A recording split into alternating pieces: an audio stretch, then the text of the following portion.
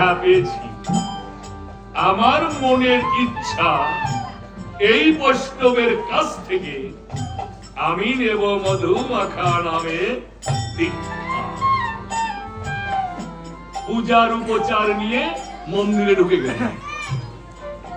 নরোত্তম ছুটতে ছুটতে শ্রীজীবের আশ্রমে এসে শ্রীজীবের চরণে প্রান্তে লুটিয়ে পড়লেন।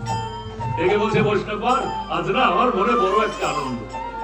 আনন্দ যে হ্যাঁ, আমি উত্তর পশ্চিম কান্নার দিয়ে ভিতরে ঢুকে গিয়েছিলাম, আর ওখানে গিয়ে দেখলাম সুন্দর আশ্রম, আর সেই আশ্রম থেকে বেরিয়ে এসে দেব কান্তি জ্যোতির্ময় পুরুষ।